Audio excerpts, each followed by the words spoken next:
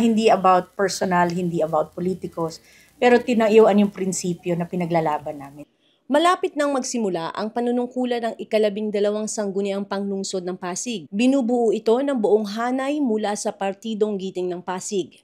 Matapos ang halalan, malinaw ang naging mandato ng taong bayan, pagpapatuloy ng kasalukuyang pamumuno sa lokal na pamahalaan.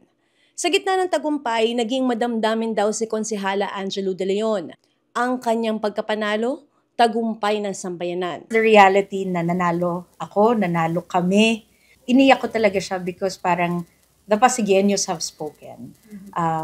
At narinig yung call, tinayuan. Sabi ko nga, hindi about personal, hindi about politikos, pero tinayuan yung prinsipyo na pinaglalaban namin. Yun yung iniyak ko na parang it's a victory for all of us. Pero syempre nung lumabas yung boto, sobrang overwhelming. Sila una kong pinadala ng crying picture ko sa group namin, sa staff. Kasi parang talagang we couldn't believe it. At syempre yung feeling na worth it yung pagod namin. Lahat. Inamin niyang hindi siya umasa. Dasal at tiwala ng taong bayan lamang ang kanyang naging sandigan. Na ang mga nagtiwala sa kanya sa unang termino ay patuloy na naniniwala at naramdaman ang tunay niyang hangaring maglingkod. I wasn't expecting, to be honest, sabi ko lang sa staff ko, we weren't aiming for a number 1 spot. Ang dasal ko talaga, wag sanang mabawasan yung una kong boto. Yun lang talaga yung goal namin. Kasi sabi ko, pag nabawasan yan, ibig sabihin, we did something wrong. Diba? Wala tayo sa ranking. Basta gusto ko lang mapatunayan na yung 138 before that voted for us, that believed in us first, are still believing in us the second term. Bilang nag-iisang babae sa bagong komposisyon ng Sangguniang Panglungsod, baon niya ang hamon ng pagiging boses ng kababaihan.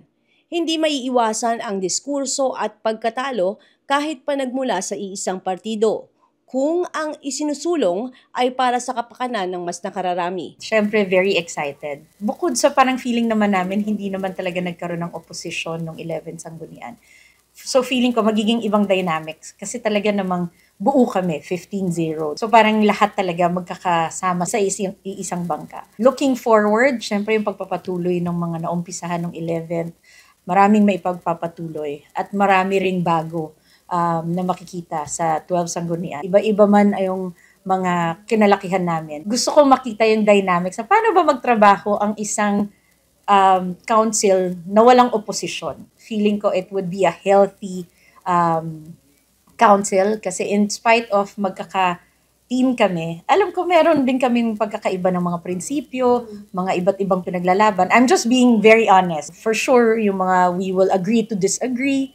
Marami man kaming agreement patungkol sa polisiya dahil sa patutunguhan ng 12 Sanggunian, syempre with Vice Mayor at kay Mayor Vico. At the end of the day, bilang isang Pasigueño, bilang isang tao, gusto ko rin magkaroon ng mga healthy discussions kasi bukod sa edad, bukod sa ako lang ang babae, yes, 'di ba? Syempre isa 'yon sa gusto kong makita na hindi minority ang babae sa council na ito kahit na ako lang yung nagre-represent. Ang panalong ito ay hindi lang tagumpay kung hindi paalaala. Paalaala na kanilang ipagpatuloy ang tama, panagutan ang tiwala ng publiko at manatiling tapat sa layuning makapaglingkod. Ang pasasalamat niya ay dapat laging may kasabay na pag-alaala kung bakit sila naroon, hindi para sa pansarili kung hindi para sa taong bayan. Yung responsibility syempre parang dumoble. Now we have to make it right. We don't need to change anything from what we did the first term, pero we have to make it right for those who believed in my first term and now that believe me on the second term. Pasasalamat tuwing may bumabati sa akin ng congratulations. Kahit sa ibang lungsod, pag lumalabas ako, pag nagko-congratulate, taga-Pasig ho ba kayo? Pag sinabi lang, oo, congratulations sa atin. Kasi totoo eh. I mean, we did the work of campaigning, pero the victory is for all Pasigueños. Nararamdaman din namin yung responsibility. Sarap sabihin kasi dapat galingan eh. Diba? Yun naman talaga yung dapat galingan. At most importantly, wag makakalimot dun sa sa principles na nilalaban namin. Kasi I think that's our why. Bakit kami nandito pa. Gawa, ina, serbisyo. Tapat sa Diyos, sa tao, at sa trabaho. Gawa, hindi puro salita. Ina na nag-aalaga sa bawat pamilyang Brasileño at serbisyong hindi mo mapapagod.